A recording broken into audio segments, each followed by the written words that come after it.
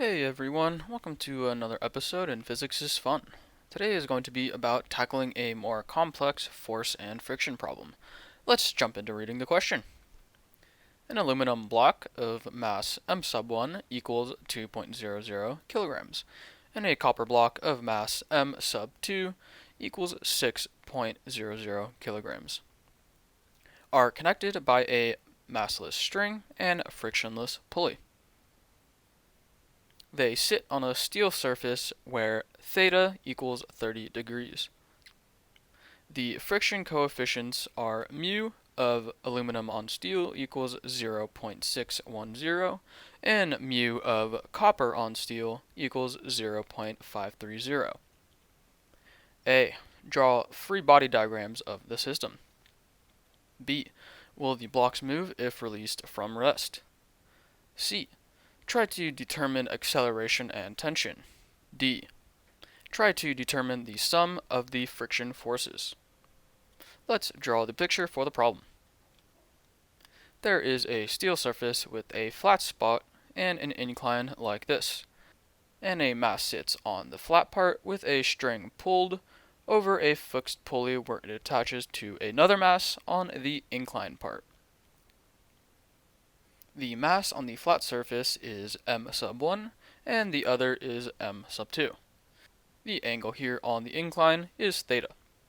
M sub 1 is the aluminum block and M sub 2 is the copper block, both again on steel surface.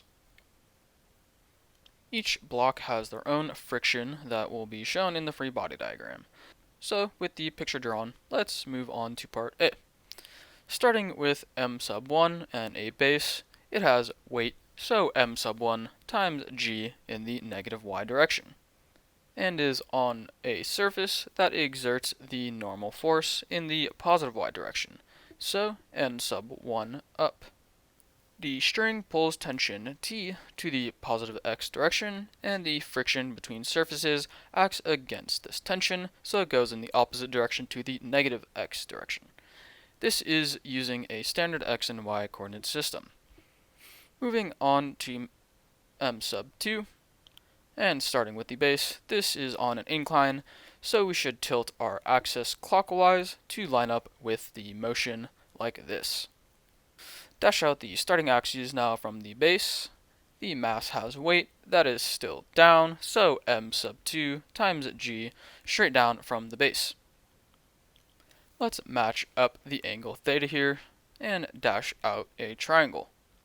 Where the angle is now, it is hard to find the other components of the block's weight to sum up our forces. We need to find another theta angle that can give us the components we need. That might start from the origin. The little triangle we drew is a right triangle with the weight force. So if we have two angles, the theta angle and the 90-degree right angle, this leaves the last third angle over by the origin to be 90 minus theta. The origin and axes create right angles, so if this 1/2 is 90 minus theta, then the other angle must be theta from the origin. So move the theta angle to here, as we can use trig now to get x and y components. Now the block is pulled by tension T in the negative x direction, and the friction also acts against movement, so it goes again in the negative x direction. The block is also on the incline, which exerts a normal force back, the positive y direction, so n sub 2 in the positive y direction. All forces are accounted for, so let's sum the x and y forces up. And remember, this is from rest, so our acceleration is equal to 0. M sub 1 has T minus friction of aluminum on steel equals to 0. For M sub 2, finding the x direction, we will use the sine, and for the y direction, we will be using cosine due to our angle theta. So m sub 2 has m sub 2 times g times sine theta minus the friction of copper on steel minus the tension equals 0.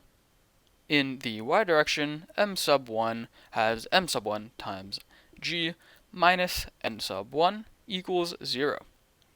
and m sub 2 has m sub 2 times g times cosine theta minus n sub 2 equals to 0.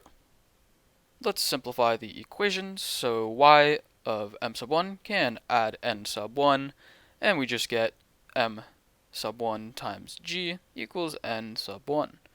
And for m sub 2, we can add n sub 2 and get m sub 2 times g times cosine theta equals n sub 2. With the equations written, part A is done, so let's continue with part B. If the blocks are released, their total force will need to overcome friction max so that they can move.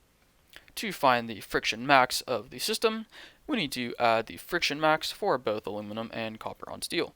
Friction is mu times normal force, so this equals mu of aluminum on steel times n sub 1 plus mu of copper on steel times n sub 2.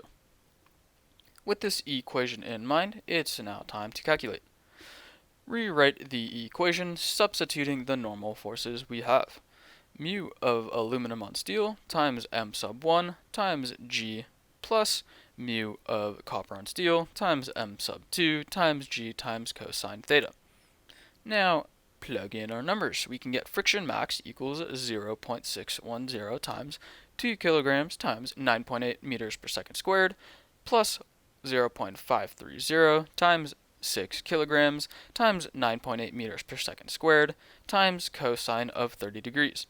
Multiplying out, we can get friction max equals 11.956 newtons plus 26.98 newtons, and adding gives a final answer of 38.945 newtons for the friction max.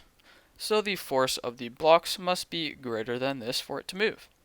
So now let's find the force to see if it is greater. Add the x equations without the frictions to get force F equals T plus m sub 2 times g times sine theta minus t. We can cross out the tensions t, which just leaves m sub 2 times g times sine theta. Plugging numbers in gives F equals 6 kilograms times 9.8 meters per second squared times sine of 30 degrees. This comes out to 29.4 newtons, so the force is only 29.4 newtons, which is greater than 38.945 newtons? Nope. So friction force stops movement, so the system does not move at all. So with B figured out, let's move to C.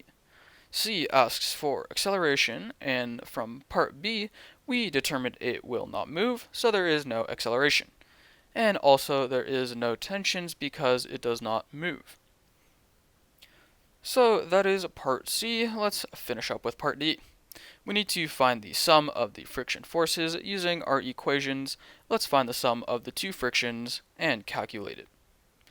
T minus friction of aluminum on steel plus m sub 2 times g times sine theta minus friction of copper on steel minus t equals 0. The tensions T cancel out.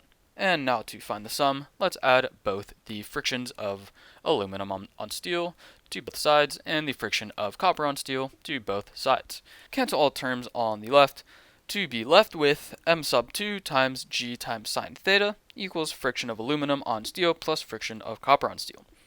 Well, we have the sum of our frictions on the right side now. Now calculating the friction sum equals m sub 2 times sine theta. Plug numbers in to get 6 kilograms times 9.8 meters per second squared times sine of 30 degrees. And calculate to get a final answer of 29.4 newtons for the final part of D. For this problem, we drew the FBDs of each mass to find the sum forces and found out that the system would not move when released from rest. Therefore, there is no acceleration or tension, and found the sum of the friction forces equal to 29.4 newtons. I hope these intro problems are as helpful for you as they are for me. Thanks so much for watching. Hope you come back to learn more exciting material, and see you next time.